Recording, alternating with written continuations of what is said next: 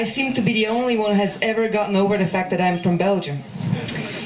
Yes, my name is Ineke, and last week I spent some time with real Belgians. I mean, the ones who never left Belgium.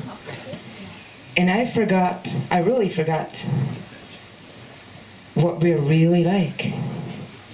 We're crazy. Really crazy. There was this guy.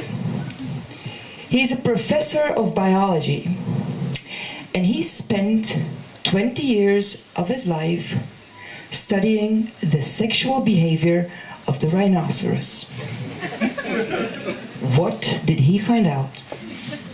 He discovered why the rhinoceros has sex only in the water. Well, how else will you get an 80-pound pussy wet? You see,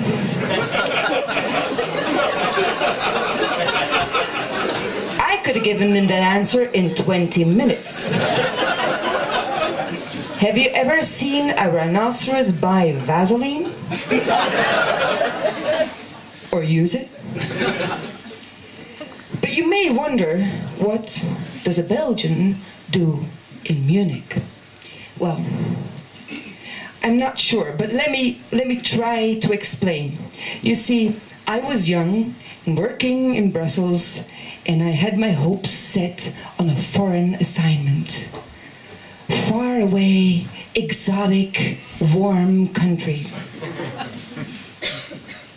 And then for some reason, the foreign assignment came, and Siemens mutated me to Oberbayern. Now, at first glance, this might have looked like an easy move, because Germans are just like the Belgians. They like meat, they like potatoes, and they like beer. Unfortunately, I don't eat meat. I find potatoes really boring, and now that I know that they're called Sättigungsbeilage here, I definitely don't touch them. And I am the only Belgian in recorded history who dislikes beer. I detest beer. But I came and I stayed, and never in my wildest dreams did I ever think I'd ever hook up with a German guy. But you know how dreams have a tendency to not always come true. So now you may wonder whether I know what it's like to be with a German species. Well, I am telling you, it's not going to take me 20 years to discover all of the details to the sexual behavior of a German male. And I'm going to enjoy the research. But there's certain aspects I still don't get. Yesterday, we're just walking and talking, and he keeps repeating certain words that I say. And I'm like, why are you doing this? And he's like, well, because your German is so süß. So süß? So süß. I said, well, maybe I will stop talking then. He says, I know. Is the long-term plan. Well, a German knows how to plan.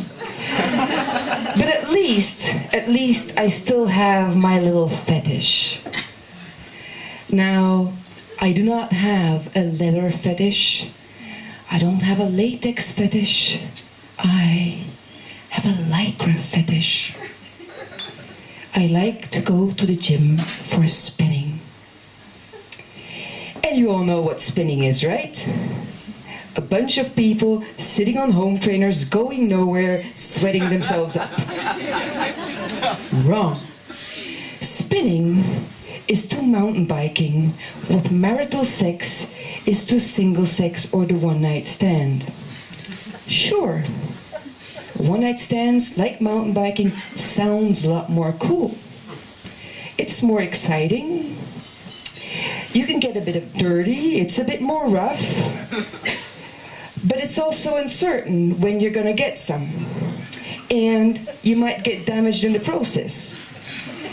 And you never know who else is gonna be there. Right? With spinning, like marital sex, it's regular, sometimes even predictable, but you know, I can come any day. I can come every day if I want to.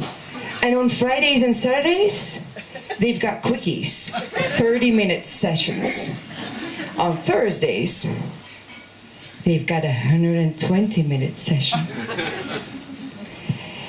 And you know what the cool thing is also? We kind of know that what positions there are, and we're good at them. We know the positions, we're good at them, and we can like tell each other, Position 1, Position 2, Position 3, Po nach hinten. Yeah, I don't know what that's in English because my trainer is German, right? Oberkörper ruhig. It's great fun. And you know, I've also learned, I never knew actually that I was going to ever enjoy a big bulky German shouting, Schneller, schneller! And for the guys, we've got a female trainer. She shouts, Tiefer, tiefer! But you know, this is Germany. I've been thinking a lot about Americans lately. You see, you think Americans are preoccupied with the elections right now. They're preoccupied with a Girl Scout who was selling Girl Scout cookies outside of the pot dispensary in San Francisco. That's what's worrying the Americans. Because you know, of course, when you're smoking, you get hungry. And the average junkie is a bit clueless. He wouldn't recognize a cookie if it was beating on his head yelling, I'm a cookie. So this Girl Scout is doing her good deed. You know, if the whole world would smoke a joint at the same time, we'd have world peace for about 2 hours and global food shortage afterwards.